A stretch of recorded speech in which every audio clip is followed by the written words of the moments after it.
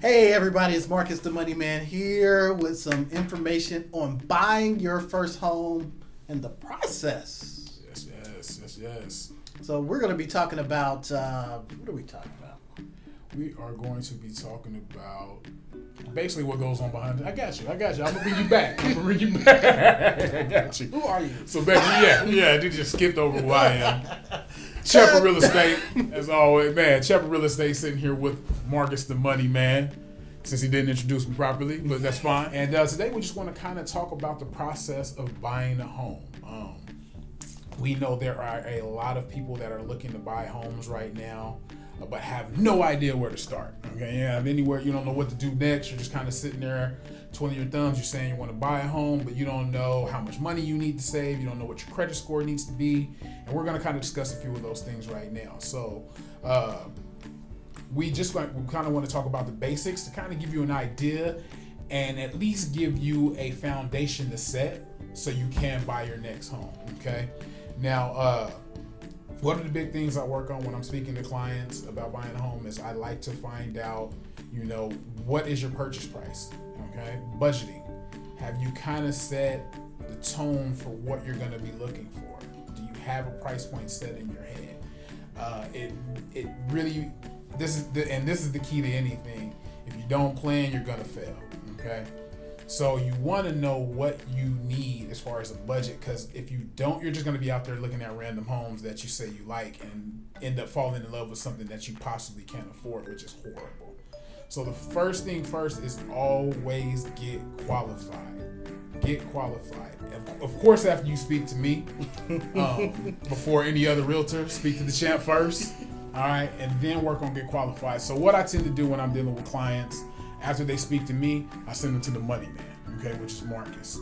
Now, Marcus we've been doing deals together for about a year now, and Marcus is a genius in this area, okay? So I'm going to have him kind of go over some of the minimum requirements that you need to qualify for a home purchase, all right?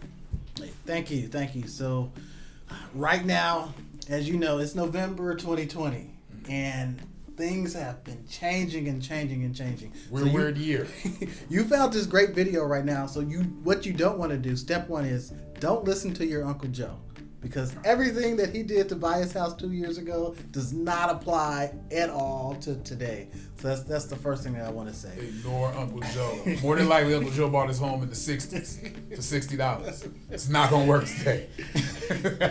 So if you're looking to get started, credit score, right? What do you have to have? The simple answer is the highest possible. It's really what you want, because the higher your credit score, the better purchasing power you're going to have. Puts more leverage in their pocket. Exactly. But if you're like, hey, I don't care, I'm a C student minimum, then it goes back to how much money you have. So if you have a lot of money and you're sitting on a lot of cash, we can go right now 600 credit score. Nice. But you have to be sitting on a lot of cash. Okay.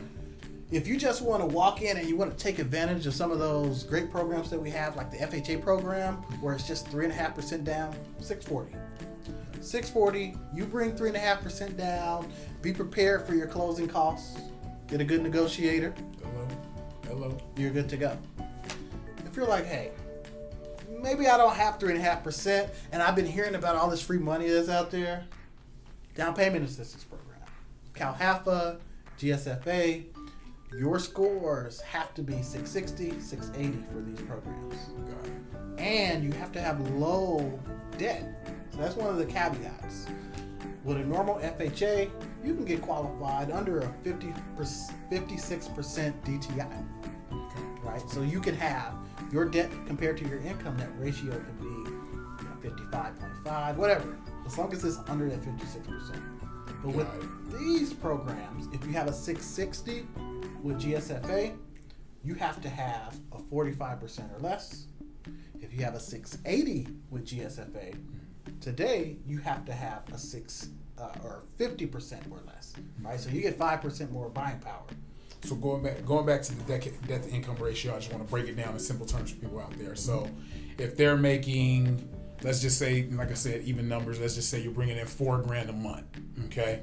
They basically have to have their debt at 50% of that, right? Yep. Okay. So your debt, you can't have more than $2,000 in debt per month if you're making about $4,000 a month. If you do, you're going to be out of the threshold to qualify for some of these programs Marcus is talking about. And that's going to include your actual mortgage payment, your insurance, taxes. Got it. Also. So if you gross $4,000, like before the tax man comes and, Good looks old at Uncle your Sam. wallet, yeah, you got to make with your house payment at 50%. Gotcha. Yes, it's critical. And then one thing you need to do beforehand is understand what's a qualifying debt, because you may have a debt that may not be a qualifying debt that we don't care about. We don't care about your cable bill. Gotcha. Unless it's in collections. That's another story. That's a whole other thing. Yeah. You don't care about your cell phone bill. Okay. It doesn't matter. It doesn't matter how much your health insurance premiums are. Things of those nature. So those type of things you guys aren't even taking into consideration when qualifying for a loan. No. Okay. What are the main things that you guys are looking for? So credit cards, right, out the gate. So we're looking at the minimum payment. So not what you send in. So if you send in $90 a month, and you're only supposed to pay $25 because you're trying to pay it off quicker, we don't care. We're just looking at the minimum. So if it's $25, it's $25. Nice. Right? Car payments. So if you have a loan on your car, we have to look at that as well. Right? So that's a big one. Student loans. So this is the killer. Student loans. So whether you're in deferment or not, it counts. Right? So if you're in deferment, 1%. That's the rule of thumb. So we have to qualify your total student loan amount, 1% as a payment. Got it. Okay. Got it. So that's killer, right? When you look at everything, we have ways where we can qualify for less for certain programs, but 1% is the rule of thumb. So basically, let's just say if they have $1,000 in student debt, that 1% would be $10. Yep. Okay, got it. Now, so it sounds like basically it's not just about your credit score. There's a lot of different things behind the scenes that go into consideration when getting qualified for a loan. Exactly. Okay. Credit score just gets you on the field. That's the way I look at it. That's the foundation. Don't even worry about it. You can make $1 million a year, but if your credit isn't right, or your debt's off, you're screwed. Yeah. Okay. No, that's good to know. That's good to know because I think a lot of people have these random myths in their head, and we just want to bust those and kind of we want to give you guys the information so you know what to plan for. That's the biggest thing we want to do when we're giving you this. Okay, so we went over credit score, 580, 640, 680, but the higher the better in most cases. Debt to income ratios, 56 to 50% depending upon the course of the program. Okay, but still the lower the better. Exactly. Okay. Same thing with money. The more you make, the better, and the more you can qualify for as well. Okay. Now, basically, once you go to Marcus and he kind of goes over all these things, like Marcus, what do they have to? What does a potential client have to bring into you so they can get qualified? Like we went over some of the thresholds, but what information do you need to see in person?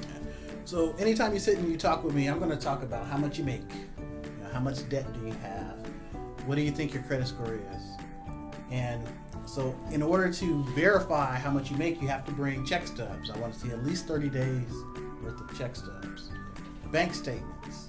So if you want to purchase a home, you have to have some money. So it's very rarely that you can go and buy a house for free.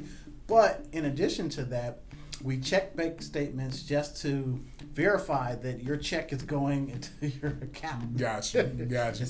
It's just part of the process. That is not just disappearing out of nowhere or anything Personally, I don't care what you spend your money on. I'm just looking for the big, large deposits and your debts. So if you say you have student loans and you pay this much, does it all match? Okay. Right. So look at that. Okay. And then in addition to that, I like to get that approval process started, right? So we make sure you have your ID. We have some forms that you fill out prior to. Can all be done online as well, right? All be done, e-disclosure. We do have some, depending on the program, where you have to sign, right? They have their own, each program has its own stipulations, but we like to get everything done online. And matter of fact, we're making a push right now. We have this app where even if you do have to print something out in the app, you can take a picture of it and it scans directly into your file. Nice. And it makes it a lot quicker because typically you'll have to email it to me or try to upload it or do all that stuff. But now with the app, you take a picture, it goes right in, hit the button. It's so much easier of a process. Technology. Okay, so perfect. So 30 days. Pay stubs. Last 2 bank statements. W2s. Last 2 years, correct? Yeah, I'll try to get 2 years of W2s. So it's 2020 into 2020. Mm-hmm. I want to see 19 and 18. Okay. Right. So your pay stubs are going to verify what you made this year, what's the year to date. If you switch jobs, we'll need, the pay stubs where you switch jobs, especially if it's a decline in income. Because as the loan originator, my job is to bill you the best case, get you the best rate, and tell you what you're approved for. Okay. Right. Okay. And the underwriter's job is to say or disprove everything that I provided. Gotcha. Okay. So to make sure that you're a rock solid borrower and that you meet the qualifications for the loan, and as long as the house appraises. And going back what exactly? Can you explain to them real quick what the underwriter? Okay, so there's different people that's involved in the loan. So I'm the loan originator. We have processors who help fact find, gather documents, and set it up because we have underwriters who go through the file. So if you're doing an FHA loan, there's certain FHA guidelines that has to take place as far as like the appraisal. There can't be certain things wrong. You can't have flaking paint in your house. You can't be missing the kitchen, things like that. And then the borrower. So do we have proof in the file that shows that you make $10,000 a month? Do we have the W-2s to show this is something that's not new, right? Do we have your pay stubs to show this is current, right? So all that stuff, your down payment. So when you secured your house with your contract, they want to see, did you actually go take a deposit in to escrow, right? So we ask a lot of questions. Up front, I ask for a lot of documentation. And then there's a period in the middle where you're searching for a house. You may not, have that same type of interaction out the gate with me, but not gonna hear from you for a while. Exactly, because I try to get everything up front so that way you know exactly what you qualify for. You can just go out and shop and get what you need. Got it.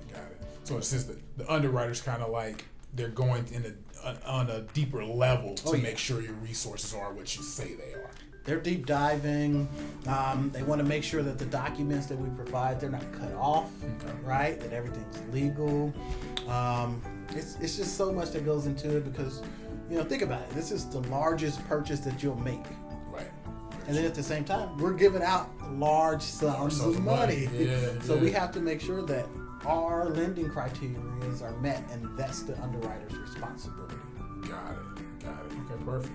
Now, I want to ask this because I know you just mentioned, of course, W-2s, pay stubs, these for typically employed, our W-2 people. What about entrepreneurs? What about our people that are getting paid via cash or run their own business? Are there different guidelines or things that they need? So this is a good one too. Yes. So there's certain guidelines for self-employed people out there. But before we get into the guidelines, the major thing with self-employed people, stop taking all these deductions out.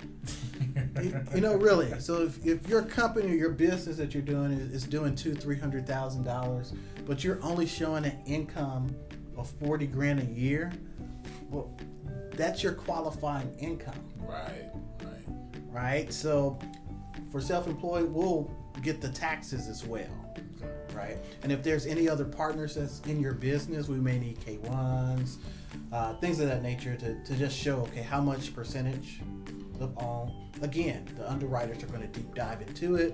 And my job is to make sure that your file is tight and ready to go so that way you can close within that 30 to 45 day window. Nice. Right? Now, with the entrepreneurs, do they have to show proof of income for a certain amount of time before they can get qualified? Is there a certain amount of time that they have to have been in business and show profit? No.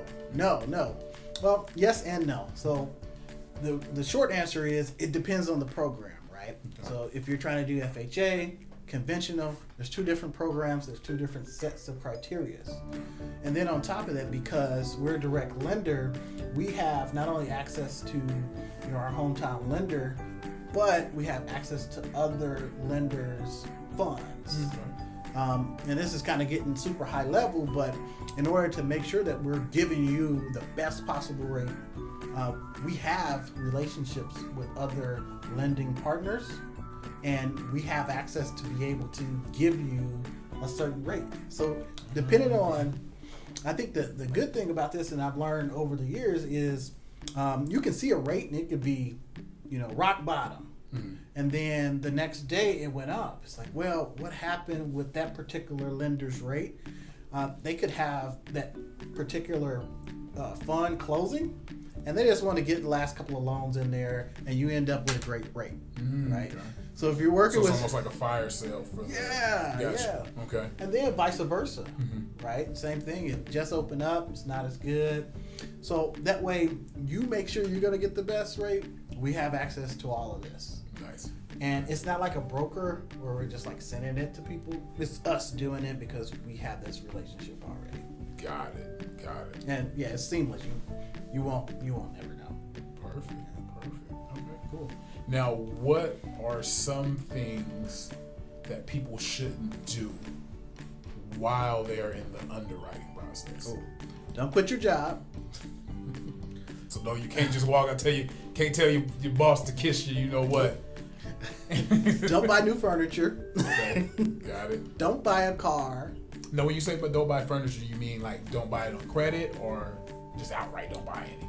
I tell them, if you don't have like a substantial amount of cash in there, don't buy anything until you get the clear close. Got it. Right? Just because really you'll get that clear close anywhere from 15-20 days. So just kind of chill out.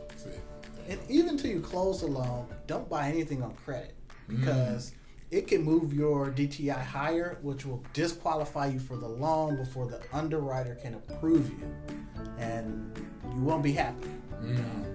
A $200 car for your child can kick you out from the house. So always buy your house before you buy your cars. That's what my grandmother used to say, that rule. So yes. Okay. Got it. Okay. So basically sit still with your funds and wait for the process to be done before you go do anything. New furniture, however you want to decorate your home, all of that can wait until you actually have the keys in your hand. That's the most vital thing. Get the keys in your hand first. Yeah, you don't want any credit inquiries, because any new inquiry that pops up, you have to get a letter, go through the process. It slows everything down. Could possibly bring it to a stop here. Oh yeah, 100%. You can't move forward until it's explained. Everything has to be explained and in order. Got it. Okay, perfect, man. I think we got what we need for the people, Marcus. So hopefully this guys helps you, or this video will help you guys. This guys will. Absolutely. Marcus gonna edit that. So hopefully this video helps you guys with what the process is gonna look like. Gives you a little bit more information, so you have that knowledge to get ready to make your next purchase. If you have any other questions, feel free to reach out to us. You can reach Marcus at SimpleHomeLoanUSA.com. SimpleHomeLoanUSA.com. And for me, you can reach me via phone, or you can throw up a bat signal. I will be there. My name is Joseph McLemore, aka the Champ of Real Estate. If you're looking to buy or sell, the champ never fails. My number is 661-491-4599. I should have looked at you at the end.